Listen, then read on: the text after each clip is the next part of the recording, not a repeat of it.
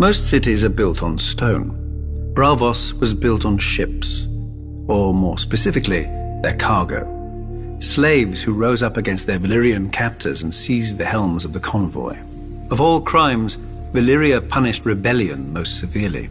The slaves faced not execution, but the Valyrian mines or labor camps in the most remote and savage colonies if recaptured. And few corners of the world can long remain hidden from Dragonback.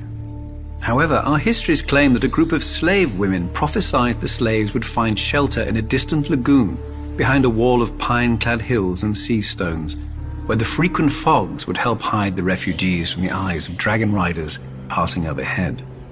And so it proved. Because they had risked their lives in the name of freedom, the mothers and fathers of the new city vowed that no man, woman, or child in Braavos should ever be a slave. This is the first law of Braavos, engraved in stone on the arch that spans the long canal. For over 100 years, Braavos hid itself from the eyes of the world, who called it the Secret City. Using a dye derived from a local snail, our captains stained their sails purple to hide their stolen Valyrian ships. Our merchants carried false charts and lied when questioned about their home port. Eventually, one Sea Lord, our elected ruler, decided enough time had passed and initiated the unmasking of Braavos to the world and to Valyria. Of course, it helped that the Iron Bank made handsome restitution to the Dragon Lords for the stolen ships, whilst of course refusing to pay for the value of the slaves themselves. The anniversary of the unmasking is celebrated every year in Braavos with 10 days of feasting and masked revelry, a festival like none other in the known world, culminating at midnight on the 10th day, when the Titan roars and tens of thousands of celebrants remove their masks as one. Freed of the constraints of secrecy, Braavos quickly grew into the wealthiest and most powerful of the free cities, and, one could argue, the most beautiful. From the sprawling Sea Lord's palace with its menagerie of strange beasts and birds, to the imposing Palace of Justice and the aqueduct we call the Sweetwater River that bears fresh water from the mainland, Braavos is without rival in either engineering or elegance. The temples of Braavos are also famed throughout the world and wondrous to behold. Descended from 100 different peoples, the Braavosi honor 100 different gods. The Temple of the Moon Singers is the foremost of these, being the faith of the slave women whose prophecies led our ancestors here. The Lord of Light has a great temple as well, for his worshippers have grown ever more numerous in the past 100 years. Yet less numerous, and even some forgotten faiths still have temples deep in the heart of the city, on the Isle of the Gods. But the beauty of Braavos is not only in her buildings. Braavosi swordsmanship is renowned throughout the world. Our Braavos eschew the armor and long swords of the Westerosi knights, preferring speed, agility, and slender blades.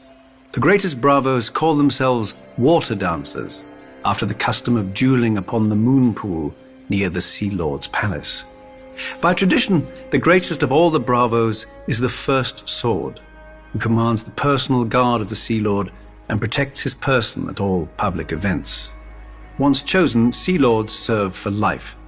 Inevitably, there are always those who wish to cut that life short to effect some change in policy. Though not even the First Swords are the true guardians of Braavos. That honor goes to the Titan, who protects the entrance to the harbor. With his proud head and fiery eyes looming close to 400 feet above the sea, the Titan is a fortress of a kind never seen before or since. His eyes are huge beacon fires, lighting the way for returning ships into the lagoon. Within his bronze body are halls and chambers, murder holes and arrow slits. Enemy ships can be steered onto the rocks by the watchmen inside the Titan, and stones and pots of burning pitch can be dropped onto the decks of any that attempt to pass between the Titan's legs without leave. This has seldom been necessary, however. Not since the Century of Blood has any enemy been so rash as to attempt to provoke the Titan's wrath. Should an enemy break through into the lagoon, however, he would face the walls of Braavos, again not of stone like other cities, but of ships. The arsenal of Braavos can build one of our famous purple-hulled war galleys in a single day. All the vessels are constructed following the same design, so that all the many parts can be prepared in advance, and skilled shipbuilders work upon different sections of the vessel simultaneously to hasten the labor.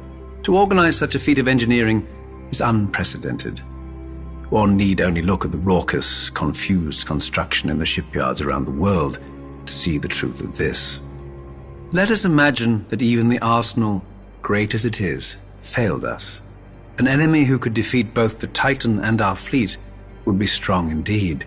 But Braavos does not depend only on statues and ships.